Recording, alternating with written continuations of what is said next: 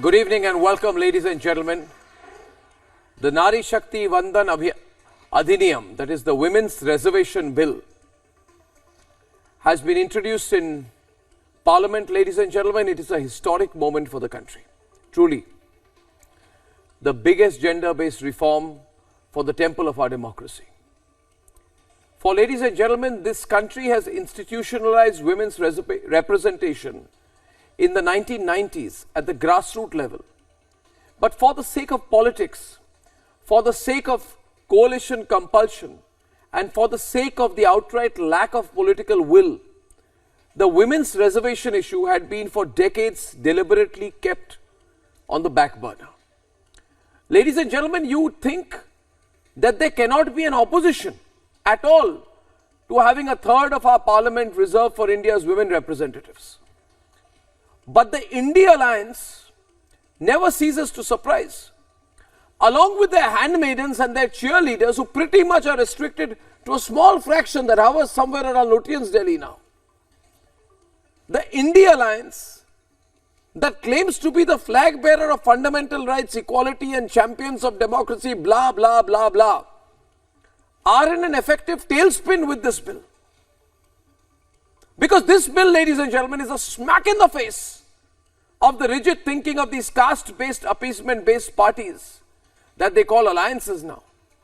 Because women who were seen so far as a vote bank for appeasement and appeasement only are being seen instead as a mandated voice for democratic representation. Women are no longer just a constituency. They are the voice of representation at the highest level. And when this tectonic shift happened, Sonia Gandhi is clamoring and hoping to get some credit. What credit?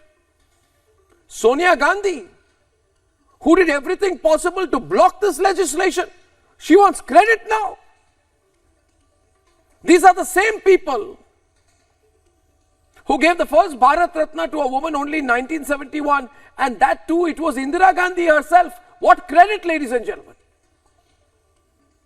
What credit when these are the same people who in 1985 passed the Muslim Women Act to nullify the decision in the Shah Bano case? What credit?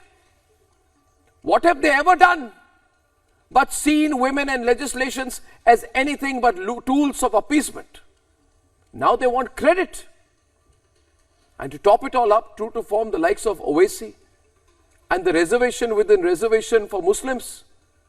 The Samajwadi Party wants reservations within reservations for OBCs. At what point, ladies and gentlemen, will we finally break out of this mindset?